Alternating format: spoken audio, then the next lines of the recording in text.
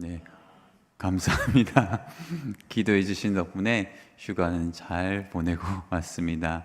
아무 생각하지 않는 것도 은혜고, 아무 할 일이 없는 것도 은혜고, 그리고 가끔씩 이제 전도사님의 설교나 또 귀한 목사님의 설교나 한 번씩 제가 묵상했던 것들을 나눌 수 있는 것도 은혜였다. 그래서 예배를 드릴 수 있는 것도 감사하고, 저는 개인적으로 이제 가만히 있는 것, 고요히 있는 것, 그걸 즐겨 하는 편이라, 누군가 그런 얘기를 하더라고요. 목사님은 심심하지 않습니까? 혼자 있으면. 걱정 안 하셔도 됩니다. 저는 혼자 있는 걸 좋아하는 편입니다. 아무리 외로운 사막 안에 던져놔도 저는 잘 지낼 자신이 있습니다. 오히려 사람이 많은 곳이 저는 좀 정서적으로 좀 피곤함을 느낍니다. 뭔가 사람이 많으면 뭔가 모르게 많은 이 소리가 제게 들리면 뭔가 모르게 굉장히, 서울에서 공부할 때 그렇게 힘들었는데, 왜냐하면 너무나 사람이 많으니까 있는 것 자체가 피곤하더라고요. 저는 서울에서 공부할 때 굉장히 좀 쉽지 않았습니다. 저는 정서상 농촌이 맞는 것 같습니다, 개인적으로. 여러분, 계절이 변하고 있습니다. 이 소리로 말해주는 것은 여름과 가을 사이입니다. 소리가 말해주는 것은 매미와 귀뚜라미인데, 여름과 가을 사이에 휴가를 갔다 오니까 한결 여름은 사라지고 한결 가을은 가까이 왔다. 여러분들의 삶의 계절이 어느 정도인지는 모르겠지만 지금 이 순간 시간이 말해주는 것은 많은 것들이 지나갔다는 겁니다. 많이 지나갔습니다. 우리의 시간이. 그렇죠. 앞으로도 계속 지나갈 거지만 2026년도도 꽤 많이 지나갔습니다. 곧 귀뚜라미가 울고 있고 더 시원한 날들이 다가올 것이고, 매미의 시체들은 지려 밟혀서 사라지고 말 겁니다. 우리의 시간도 점점 더 아깝다는 생각을 하게 될 겁니다. 그래서 들숨과 날숨이 있는데, 사람은 숨을 뱉기도 하고 숨을 들여 마시기도 해야 됩니다. 사람은 쉬기도 하고 일도 해야 됩니다. 사람은 은혜도 받아야 하지만 은혜가 무엇인지를 알기 위해서는 낯설어 봐야 합니다. 이 낯설다는 뜻이 은혜가 그저 주어지지 않는다는 것에 대한 낯설음이 필요한 겁니다. 때로 선교지를 나가거나 예배를 드리지 못하는 환경 속에 있거나, 때로는 말씀을 읽지 못하는 순간이거나, 때로는 우리의 마음에 성경이나 기도나 하나님이 그닥 기쁘게 여겨지지 않는 경험도 해야 됩니다. 왜냐하면 그 낯섦이 우리에게 익숙함이 주었던 은혜를 찾게 합니다. 그래서 사막에 가봐야 오아시스가 신기루처럼 찾아올지라도 오아시스를 발견하는 기쁨이 없으면 사막은 건널 수 없는 겁니다. 우리에게 희망이 존재하는 이유는 고문을 위해서가 아닙니다. 꿈이 존재하는 이유는, 하나님이 존재하는 이유는 우리가 살아가야 하기 때문입니다. 여러분, 우리가 지금 이 순간에도 살아있는 이유는, 지구가 움직이고 있는 이유는, 태양이 가까이 가지도 않고 멀리 가지도 않는 이유는 과학이 말해주는 것이 아니라 살아계신 하나님이 우리를 사랑한다는 뜻입니다. 이 모든 우주의 시공간에서 유일하게 하나님의 사랑을 계속받는 존재는 우리뿐입니다. 우리가 아무리 부족하고 연약하고 비참에 처하고 때로는 나 스스로도 낯설어 보이고 나를 빼서 다른 존재로 덧입고 싶은 욕구가 들어올지라도 하나님은 나를 거부하지 않으십니다. 이게 저는 기독교적인 인본주의가 아니라 기독교적인 인간주의라고 생각합니다. 그걸 다르게 바빙크의 이야기로 환원하자면, 하나님은 우리의 인간성에 관심이 많았습니다. 즉 우리 자체에 대한 관심이 많으신 분. 세상 많은 존재들은 우리가 어떠한 존재인지에 대해서 관심이 많아요.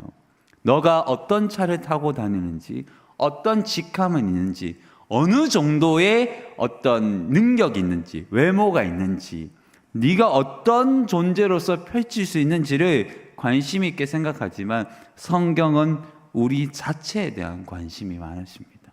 그걸 우리로 표현해서 됨됨이라고 하잖아요. 그러니까 우리가 어떠한 사람이 될지에 대한 관심이 클수록 어떤 사람이 될지에 대한 관심보다 어떠한 사람이 되어야 될지에 대한 관심이 클수록 어떻게 살아갈지에 대한 답을 찾게 됩니다. 어떠한 존재가 되어야 될지에 대한 계속적인 질문이 내가 어떻게 살아야 될지에 대한 답을 찾게 하는 겁니다. 이해가 되시죠? 내가 어떻게 살아야 될지에 대해서 관심은 실용적입니다.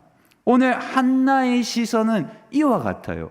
만약에 한나가 아들과 자기 기도에 함몰됐다면 그는 기도 제목의 응답을 받고도 사무엘이라는 이름을 짓지 않을 뿐만 아니라 사무엘을 내어줄 수 없을 뿐만이 아니라 그 아들은 사무엘이 될 수가 없었을 겁니다. 그게 지난주 설교였잖아요.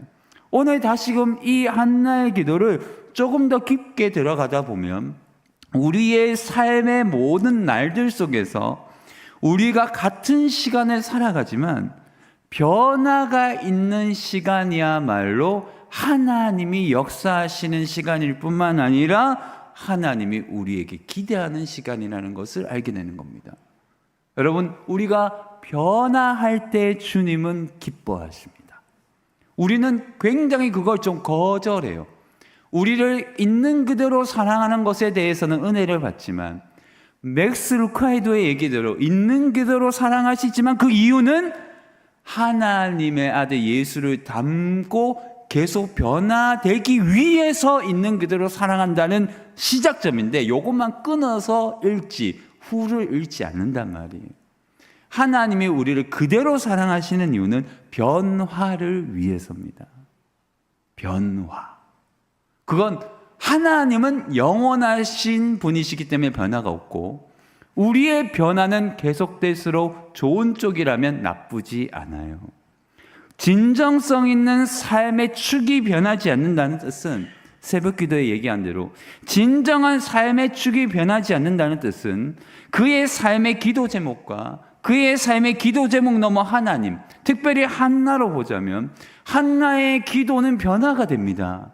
한나 자체가 변화되면서 기도의 제목도 변하는 것을 성경은 말해주고 있다는 거예요.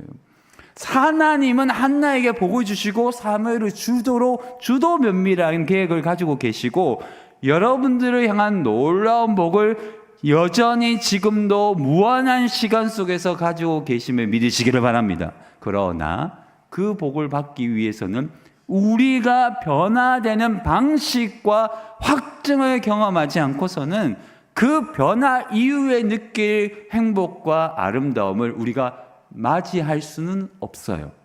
왜 그럴까요? 그 변화와 아름다움은 변화된 사람에게만 주어지는 복이기 때문입니다. 주고 싶어도 줄 수가 없어요. 왜 그럴까요? 먹고 싶지 않은데 입을 벌릴 수는 없단 말이에요. 수술은 할 수 있지만 회복은 자기 안에서 최선의 노력도 필요하단 말이에요. 로봇으로 우리 하나님이 우리를 만드신 것이 아닙니다. 한나도 마찬가지입니다. 삶의 중심축이 변하고 있다는 것을 감지하게 돼요.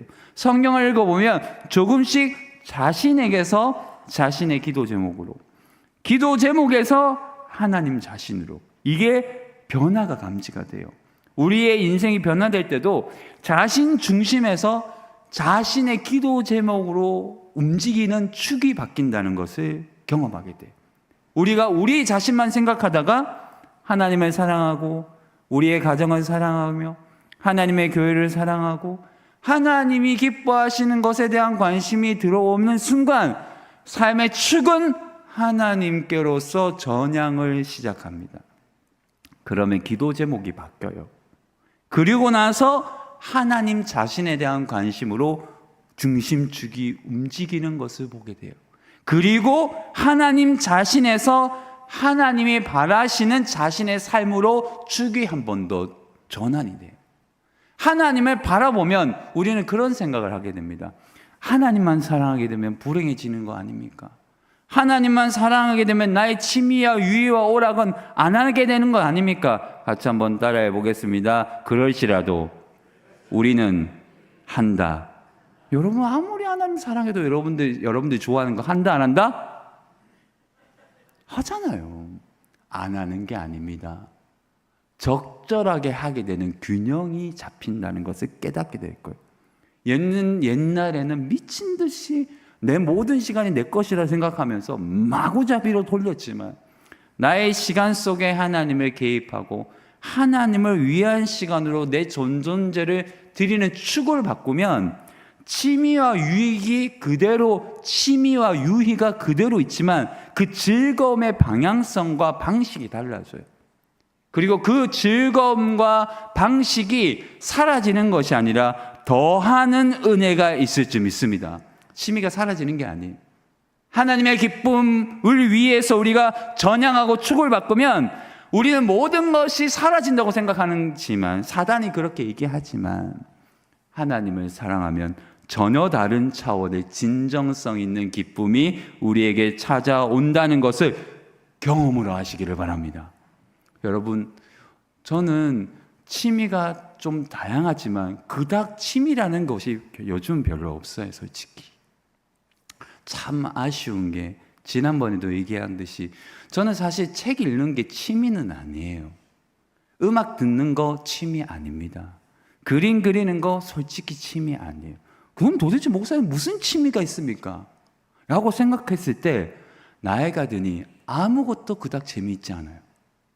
죄송합니다. 나이 들었다고 얘기해서. 그닥 저를 만족시켜주지 않아요. 아무리 그림을 그려도, 아무리 내가 하고 싶은 것을 해도 내 안에 기쁨을 채워줄 수 없다는 것을 경험으로 알게 됐어요. 저의 유일한 최고의 즐거움은 하나님이 웃으시는 것을 보는 겁니다. 저의 표현이기도 하지만 내가 무엇인가를 했을 때 하나님이 웃는 것을 느낄 때가 있어요. 그때 저는 기뻐요. 그게 독서일 때도 있습니다. 엄청 책을 많이 사가지고 아내는 힘들어하지만 기쁠 때가 있어요. 때로는 설교를 준비하는 것이 하나님이 기뻐할 때가 있으면 그게 하나님이 웃어주세요. 다양성이 존재한다는 말. 하나님의 얼굴빛이 바뀌는 것과 하나님이 나를 향해서 미소 짓는 것 사이에는 우리의 얼굴이 있다는 것을 기억해야 됩니다. 문장의 표현이지만 간단해요. 저는 솔직히 소원이 저의 아버지가 그렇게 돌아가시지 않으셨다면 저의 아들과 저와 아버지가 이 3대가 낚시를 하는 게 꿈이었단 말이에요. 할 수 있다고 생각했단 말이에요. 당연히 스위치만 올리면 된다 생각해요. 근데 시간도 사람도 나를 기다려주지 않았단 말이에요. 그래서 헤라미한테 얘기합니다. 결혼하면 아빠는 언제까지 살 건데? 그런 얘기를 하더라고요. 그래서 네 자식과 낚시할 때까지는 살 거다. 그렇게 얘기했어요. 맺어진 원한이 아니라, 맺히는 원한이 아니라 그냥 저의 이 삶의, 인생의 삶에서의 하나의 향수인 거죠. 노스텔지어처럼. 여러분, 한나가 향수병에 걸렸다면 자기 남편의 사랑에, 향수에 젖어들어서 아들도 필요 없다. 내 남편 날 이렇게 사랑하는데 본처가 난데 그러면 기도가 사라졌을 겁니다. 그는 끊어낼 수 없는 자기의 간절함이 있었단 말이에요. 여러분, 인생이 궁극적으로 더 성장하기 위해서는 간절함이 있어야 됩니다. 같이 한번 따라해 볼까요? 간절함. 여러분, 그래서 신앙이 건강하려면 아직도 이루지 못한 꿈이 있어야 돼요. 우리 여러분들 볼펜 오른편이고 제 편의 왼쪽이지만 우리가 살려고 하면 간절함은 아직 이루어지지 않았다 고백해야 돼요. 그래서 저는 그런 생각을 하게 되면 데이비드 브레이너드의 세계의 일기처럼 브레이너드가 얘기한 대로 주님, 소명을 다할 때까지는 저를 데려가지 말아 주시옵소서. 저의 소명은 아직 끝나지 않았기 때문에 죽을 수가 없는 겁니다. 여러분들이 살아있는 동안 생산성 있는 삶, 또한 건강하고 빛나는 삶을 살기 위해서는 우리가 가지고 있는 진정한 꿈을 찾아야 됩니다. 자식 다 키워놓고 이제 나는 노년이다. 그래도 내가 이룰 수 있는 그 무엇인가는 분명히 있습니다. 없으면 여러분은 다 천국 갔을 건데, 있는 이유는 분명히 하나님이 살아 있어야 할 이유가 있어서 여러분 살아 있는 겁니다. 자, 영상에서도 올려놨지만 오디세이아를 읽어보면 이 오디세이는 자기의 고향으로 가기 위해서 가요. 칼립소를 만난단 말이에요. 이 칼립소는 여신이라 그 세상 누구보다 아름다운 여신이에요. 그가 오디세이에게 얘기합니다. 나와 함께 살자. 내가 영원히 너를 젊은 모습 그대로 영원히 살게 할 것이고, 누구보다 아름다운 나와 함께 쾌락을 누리고 영원히 사는 선물을 줄 건데, 오디세이는 해변가에서 앉아서 눈물을 흘립니다. 그래서 칼립소가 얘기를 해요. 내가 당신의 아내보다 월등히 아름다운데 너는 도대체 왜 여기서 울고 있느냐?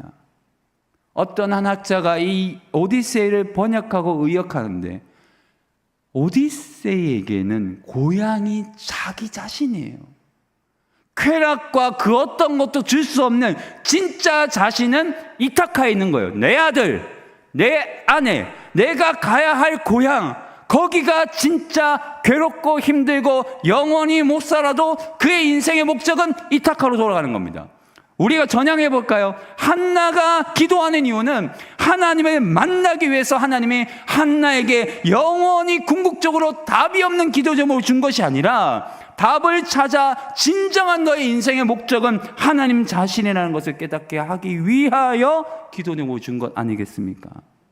여러분, 우리가 진정성 있는 삶을 발견하면 그 어떤 쾌락에 찾아와도 솔직히 여러분들이 오디세이라면 영원한 행복을 원하겠어요? 고향으로 돌아가시겠어요? 솔직히 웃으시지만 영원한, 여기를 얘기하면 왠지 세속적인 것 같고 굉장히 안 좋은 사람 같지만 솔직히 끌리잖아요. 그런데 우리의 영혼은 말해줍니다. 영원한 것이라도 결국 한계가 있는 쾌락이라면, 영원하지 않더라도 무한히 만족스러운 진짜 사랑을 찾게 되는 거죠. 진짜와 가짜는 거기에 어떤 양과 질의 의미가 아닙니다. 진짜와 거짓의 차이는 선명한데, 그걸 오늘로 표현하자면 진짜 진정으로 원하는 것이 진짜입니다. 그래서 여러분들의 변화를 진짜 원한다면 바뀔 수 있습니다. 안 원하니까 안 바뀌는 거라고 저는 생각합니다. 제 친구들이 최근에 고향 친구들, 고등학교 때 교회 다녔던 친구들이 오랜만에 놀러를 왔습니다.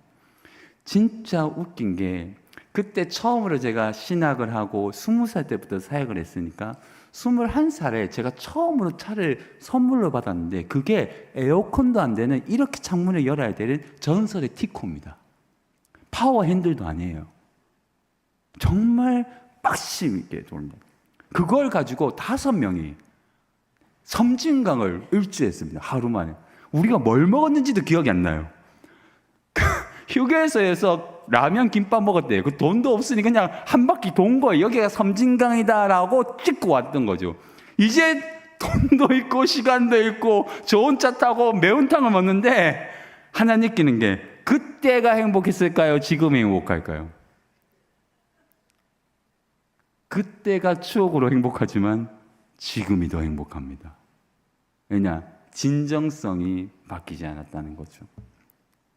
여러분, 모습과 환경은 달라져도 행복은 단순합니다. 우리가 변화되면 더 행복할 수 있어요. 여러분, 성자가 성숙을 힘들게만 생각하지 마세요. 그 한 친구가 그런 얘기를 하더라고요. 제 그림을 보면서, 야, 너 그림 많이 늘었다.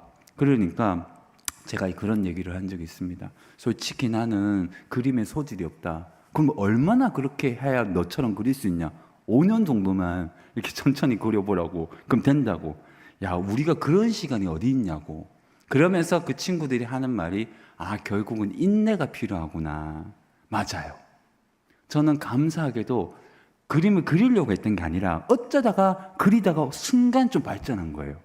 제가 노트 중에서 보여주지 않는 노트가 하나 있어요. 그게 뭐냐면 잘 그리기 전 그림은 진짜 쓰도 못할 그림입니다.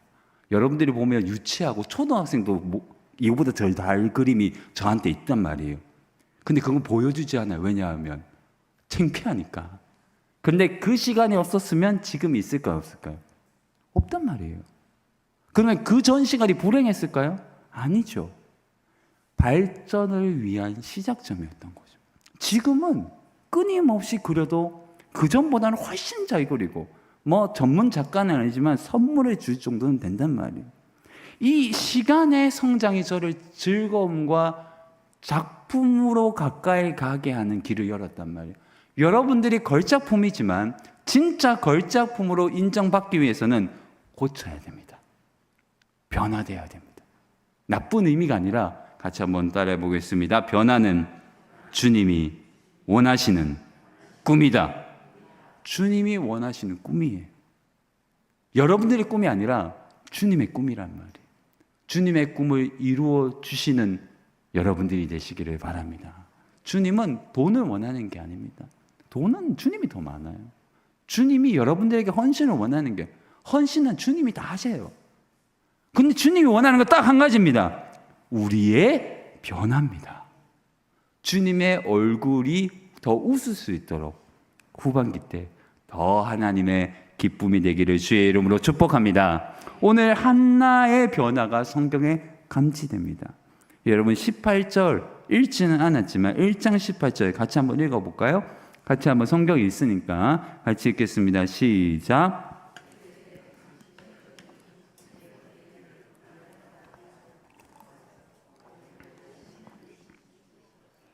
여러분 오늘 한나가 많은 시간을 기도했을 거라고 봐요.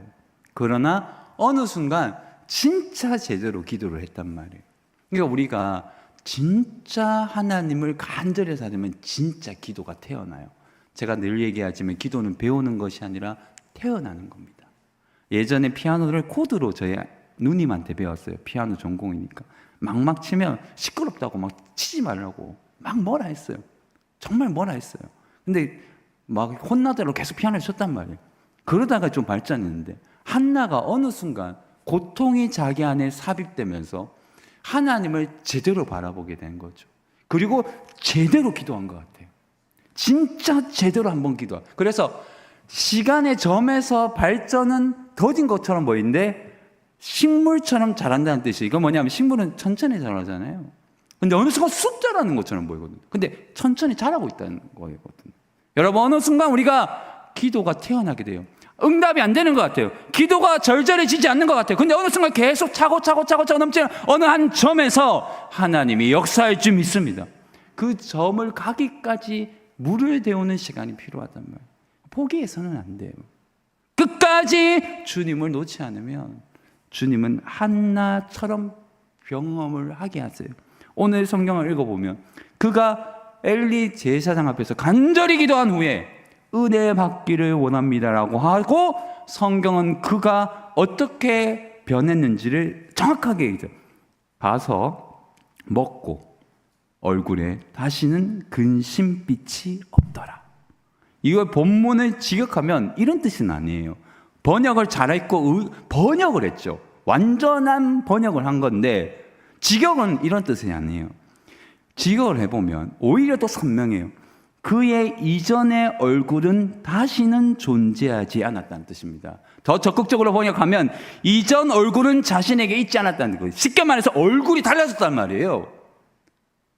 그가 이전의 얼굴이었는데 이제 기도한 후에는 그전 얼굴이 자기 얼굴과 달랐다는 뜻이에요. 완전히 달라졌다는 뜻입니다. 그가 그 전의 얼굴은 다시는 존재하지 않았다는 뜻이에요. 무슨 뜻일까요? 진짜 기도한 후에 우리는 알 수 없지만 하나님이 그의 마음에 위로하시고 응답을 주신 것 같아요. 정확하게 우리는 알 수 없지만 그가 자신의 얼굴이 자신에게 더 이상 다른 얼굴로 변했다는 것입니다. 자신도 감지했고 타인도 감지했을 뿐만 아니라 그 모든 사람들이 감지할 만큼 특별히 이 성경을 읽는 우리에게 느끼게 하는 거죠. 너희가 진정으로 하나님을 찾고 기도하면 이전의 얼굴은 다시는 존재하지 않게 될 것이다. 할렐루야. 이전의 얼굴은 다시는 존재하지 않게 되는 축복을 받기를 주의 이름으로 축복합니다.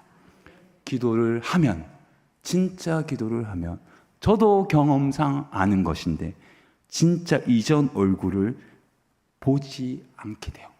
다른 얼굴의 빛을 경험하게 되는 겁니다. 같은 기도가 아니었던 거죠. 똑같은 날들의 기도로서는 응답을 받을 수 없어요. 그의 응답은 마음에 깊이 새겨졌고 그의 얼굴의 빛은 달라졌고 그 자신 스스로도 그 존재의 특성인 변화를 스스로 감지하게 됩니다. 기다림의 끝에서 응답의 열매를 누리는 한나는 이미 과정 중에서 자신의 열매를 이미 경험해요. 어떻게? 스스로가 경험하게 된 거예요. 그래서 기도에 응답하기 전에 이미 기도하는 순간 제대로 기도하면 응답은 되지 않았는데 마음에 깊은 뭐가 찾아온다? 평안함이 찾아와요. 여러분, 그래서 평안한 것이 은혜입니다.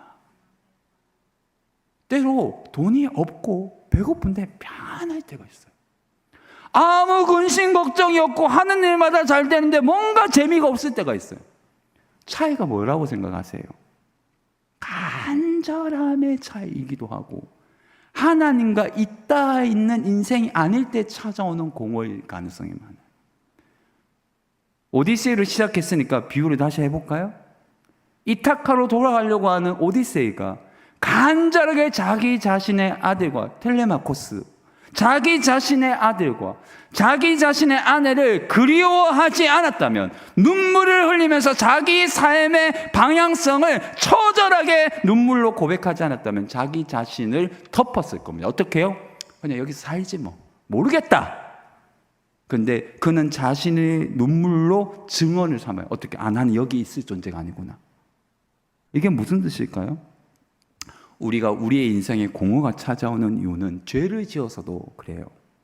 그리고 때로는 하나님을 실망시킬 때 찾아올 수가 있어요. 때로는 우리가 육신으로 약해서 찾아올 때가 있어요. 그래서 같이 한번 따라해 보겠습니다. 쉴 때는 쉬자, 먹을 때는 먹자. 왜? 한나가 먹었잖아요. 그래서 여러분, 오늘 저녁에 치킨을 드시기를 바랍니다. 자, 먹을 때 내일의 치킨을 미루지 말라, 뭐 이런 얘기가 있잖아요. 여러분, 우리가 먹고 얼굴이 다시 근심이 없더라, 이게 먹고가 먼저 나와요. 그게 한나가 안 먹었다는 뜻이에요. 왜 근거 없는 얘기라고 자꾸 눈빛을 성경에 나오면 왜 먹고가 나오겠습니까? 목사가 거짓말 하겠습니까? 사람이 우울증에 걸리면 안 먹어요. 밥맛이 잃어요. 그렇죠? 한나가 밥 잘 먹었다는 게 아니에요. 그렇잖아요. 밥맛이 뭐가 있겠습니까? 맨날 고난과 고통과 괴로움과 아픔이 있는데 진미가 차려져도 먹고 싶지 않은데요. 그런데 드디어 하나님의 응답을 받으니 육체가 반응을 합니다. 먼저 먹고 싶은 게 생기는 거예요. 여러분, 우리가 하나님 앞에서 한나처럼 변화를 경험하게 되면 우리의 마음의, 육신의, 영혼의 건강함이 회복됩니다. 그래서 우리가 영혼이 건강해지면 육신도 건강해져요. 물론 아픔과 고통과 괴로움은 찾아올 수 있어요. 병이 꼭 그런 건 아니니까. 그렇지라도 결국은 우리에게 찾아옵니다. 뭐가 찾아올까요? 평안인데, 저는 이 단어보다 훨씬 더 적절하고 근거 있는 단어가 있다고 생각을 해요. 묵상하면서 느끼는 거지만 성경은 참 위대한 진리예요. 우리에게 적용점도 많고, 하나님의 시선은 우리를 기다림 속에서 평안으로 이끌어요. 그리고 한나처럼 평안을 경험하게 합니다. 근데 그 평안을 다르게 번역하자면 같이 한번 따라해 보도록 하겠습니다. 차분한 영혼.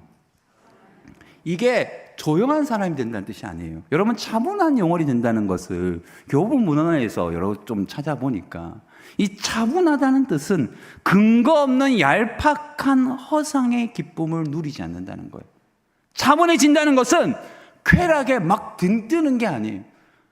좀 깊지 않은 사람은 일희일비한다 하잖아요. 뭐가 좋으면 확 이러고 쓰려면 막 눈물 펑펑 흘리고, 그게 아니라 근거 없는 얄팍한 허상의 기쁨에 도취되지 않는다는 거예요. 하나의 승리에 도취되지도 않고 하나의 아픔에 완전 좌절되지 않는 차분함. 이게 한나의 마음에 깃든 영적인 평안함을 더 좁은 의미로 번역하면 가능성이 있는 거죠. 또한 절망적인 현실성을 보는 것도 아니에요. 현실을 보자면 결국 한나는 아이를 가지지 않으면 아무리 기도 응답을 받았다는 평안이 있어도 결국 답이 있다 없다 없어요. 계속해서 아이가 없었다면 한나의 인생에서의 철저한 인생의 괴로움은 지속된다 안 된다? 지속된다는 말이에요. 그런데 한나는 얄팍한 기쁨의 허상에서도 빠지지 않고 절망적인 현실에도 빠지지 않아요. 그는 어쩌면 하나님의 뜻과 기쁨의 일하심을 믿고 자신의 어떠함에 주눅들지 않을 뿐만 아니라 어떤 현실에도 함몰되지 않고 그의 영혼의 유일한 만족이 되시는 하나님을 바라봄으로 건강한 차분함을 평안 가운데 누리고 있는 겁니다. 그래서 하나님이 19절에 보면 그가 한나와 동침하며 여호와께서 그를 뭐했다? 생각하셨대요. 드디어 생각하시고. 참 신기하게도요. 여러분들은 그렇게 안 읽으셨는지 모르겠지만 아이를 가지려면 여자 몸이 건강해야 될까요? 안 건강해야 될까요? 당연하죠. 그런데 하나님이 딱 마음을 안정시킨 후에 맛있는 거 먹고 건강해진 이후에 임신을 시켜요. 하나님이 얼마나 주도 면밀하고 인격적인 분이신지를 보여주는 거죠. 그러니까 여러분들이 은혜가 욱 찾아오기도 해요. 쑥 찾아오기도 합니다. 가늠할 수 없는 폭포수처럼 찾아오기도 하지만 근본적으로 아름다운 영혼들은 하나님이 사랑하시는 섬세한 하나님의 사람들은 세밀하게 만져요. 소리 소문 없이 식물이 자라나는 것처럼. 제가 쓴 글처럼 아이한테 너 언제 컸냐 하니까 오늘 컸다고 하는 것처럼. 그러니까 그들은 식물처럼 자란다는 표현을 되게 좋아하는데 아이들이 식물처럼 자라잖아요. 언제 자랐니 보니까 벌써 막 커가지고 아빠 이렇게 막 해람이 막 이제 사춘기 뭐 목소리 걸걸해가지고 맞죠. 그렇게 된다는 거예요. 우리가 하나님이 우리를 사랑하신다는 말은 쉽게 기적을 베풀어 주실 수도 있음에도 우리는 그걸 원해요, 사실은. 근데 하나님은 식물처럼 자라라. 천천히 자라라. 왜냐?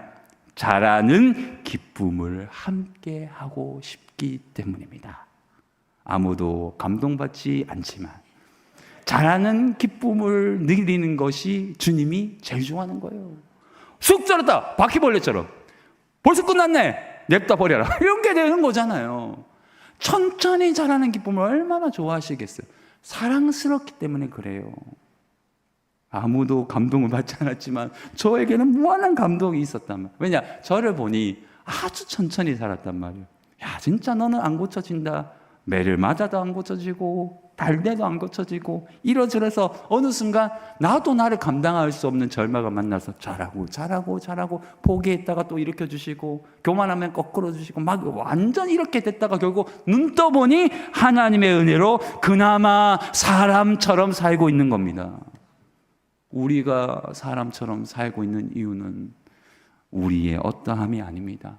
데이비드 브레이너드의 일기를 읽어보면 사람으로 태어나 하나의 전기를 누른다면 여러분들은 데이비드 브레이너드의 생애를 읽어야 됩니다. 저녁에 홀로 기도하는 시간에 평안과 차분함과 위로를 누렸다. 하나님과 깊게 교제하면서 생일 때마다 하루 종일 금식하면서 숲으로 들어가 그 추운 날 피를 토하면서 기도했던 데이비드 브레이너드의 생애 일기의 한 면을 보면 저녁에 홀로 기도하는 시간에 평안과 차분함과 위로를 누렸다. 그게 하나님의 사람들이 응답받는 비결이 아니라 하나님의 사람의 됨됨입니다. 됨됨이가 수납이 되면 어떻게 할지는 주께서 고민하시는 겁니다. 됨됨이가 기쁘면 주님은 어떤 선물을 줄지 주님이 고민하시는 거지. 달라 하면 주님은 안 주세요. 골라라는 게 좋지. 달라고 하는 것을 주면 우리는 그것에 만족하지만 야 이거 좋은 게 많은데 어떤 걸 원할 때 그게 좋지 않겠습니까? 여러분 인생에서 가장 중요한 복은 주님이 주시는 겁니다. 우리가 달라는 것보다 주님이 주시는 것이 더 클 줄 믿습니다. 주님이 주시는 거예요. 여러분 진짜 신기하게도 오늘 그를 생각하신다는 단어와 12절에 한나가 기도하죠. 나를 기억해 달라고 하는 단어와 이 19절에 나를 주께서 생각하신다는 단어는 똑같아요. 사실 진짜 아이러니는 이 단어가 기억해서 아는 것을 상기해서 회상한다는 뜻이에요. 이 말 뜻은 뭘까요? 한나는 하나님이 나를 잊었다고 생각하고 기억해 달라고 기도했는데 그 단어 그대로 주님이 받아서 내가 너를 기억하니 응답을 받으라 라고 얘기하시는 거죠. 얼마나 섬세한지 그 단어 그대로 토시 하나도 빠지지 않고 정확하게 똑같이 성경은 써놓고 있습니다. 주님이 한나를 기억하시는 거죠. 잊지 않으시는 주님. 사람은 나를 잊어도 주님은 잊지 않으십니다. 2017년 2월 12일 날 제가 요즘은 목회 일기를 잘 쓰지 않는데 간간했어요. 쓰는 글들이 하도 많으니. 근데 일기를 썼어요. 근데 2017년이 언제일까요? 제가 농촌교회 사회 갈 때 그 아무도 알아주지 않는 곳에서 남들은 다 큰 교회 가라고 하고 큰 교회도 이렇게 오퍼가 들어왔지만 농촌교회가 내 마음에 들어서 7년 반을 거기서 쑥 밀어 넣어가지고 거기 있었단 말이에요. 아무도 알아주지 않는 곳에서 일기를 썼는데 제 마음에 감동이 주일 아침 6시 30분 유초등부실에서 회심과 중생 그리고 설교와 예배를 위해서 기도했다.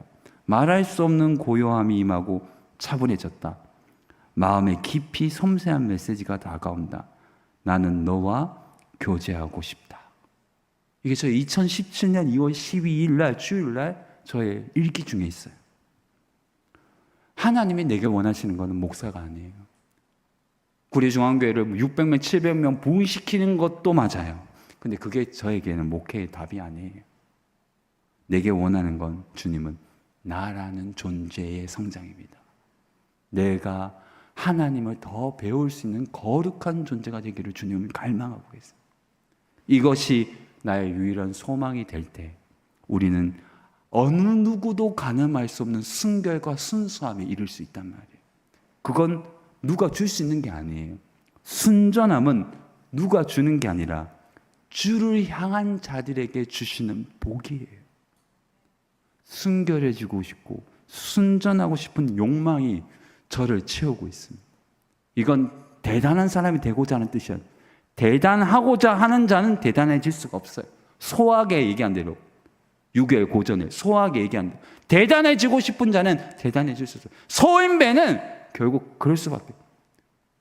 우리의 인생에서 가장 중요한 변혁은 주님이 우리를 향하여 꿈꾸고 있다는 것을 우리가 깨닫는 겁니다. 우리보다 우리를 더 꿈꾸시는 분을 우리가 만나야 돼요. 우리는 우리가 열심히 하려고 몸부림쳐. 그래요. 열심히 해야죠. 전전긍긍해야죠. 열심히 살아야죠. 미친 듯이 사역해야죠. 그러나 이것이 내가 여호와를 구하는 방식이 아니고 주님의 뒤로 제껴버리는 방식으로서의 나의 됨됨이는 쳐내려가고 됨됨이 없이 일을 하려고 한다면 거기에는 아무것도 자라지 않아요. 거기에는 어떤 생명도 대나무 숲의 밑에는 아무것도 자라지 않아요. 의신연서는 소리만 있을 뿐이에요. 무당이나 막 하는 거죠. 생명이 자랄 수 없단 말이에요. 중앙에서 복된 구례중앙교회 성도 여러분, 저는 우리들 교회를 탐방 다녀왔습니다. 우리들 교회는 서울에 김양재 목사님 초교파인데 2만 명이 모인다 합니다. 구례 땅 2만 3천 명이니까 구례 땅 전 인구가 우리들 교회 성도예요. 아무도 놀라지지 않으시고 담담하신데 이거 저 엄청난 충격이었어요. 그래서 그 부목사님이 다 이렇게 보여주셨어요. 전체 예배도 보여주고 예배도 드렸고 와 너무 사람이 많아요. 도대체 모든 인간들이 거기 다 있는 건가? 젊은 세대들은 우리는 몇 명도 없는데 있는 것만이 우리는 감사한데 너무나 많아요. 너무나 북적북적해. 저의 관심은 예배 드리고 난 후에 성도의 얼굴이었거든. 근데 정말 좋은 교회여서 그런지 아는 사람들이 울거나 웃거나 변화의 경험을 하는 것을 얼굴로 보게 됐습니다. 그런 소원이 있더라고요. 하나님, 내가 담임하는 이 구례중앙교회도 설교하기 전과 설교하고 난 후의 얼굴이 달라지게 하여 주시옵소서. 짜증나지 않게 오늘 왜 설교 이렇게 길어? 아이 목사님 이건 뭐지? 이런 거 없게 하여 주시옵소서. 눈물은 고사하고 웃음은 모르겠고 화는 나지 않게 하여 주시옵소서. 이런 마음도 있더라고요. 목사가 진짜 중요해요. 그래서 진짜 제가 이순신 평전도 다시 읽고 있는데 어떤 사람 그런 얘기 하더라고요.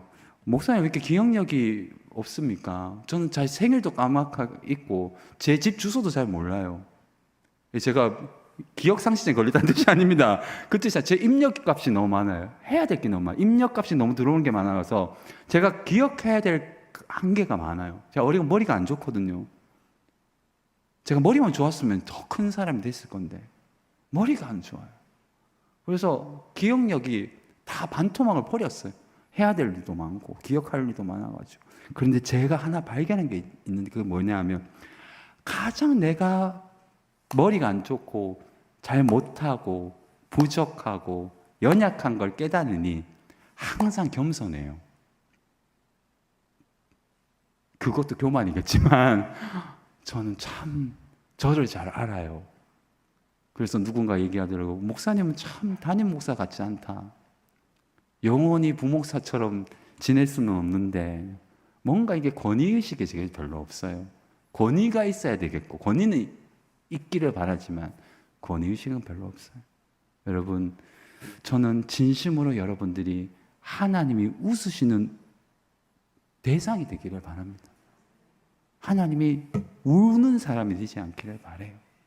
그리고 여러분들의 예배가 저와 함께 목양할 때는 정말 변화가 있기를 바랄 뿐입니다. 같이 한번 기도하겠습니다. 같이 한번 기도할 때.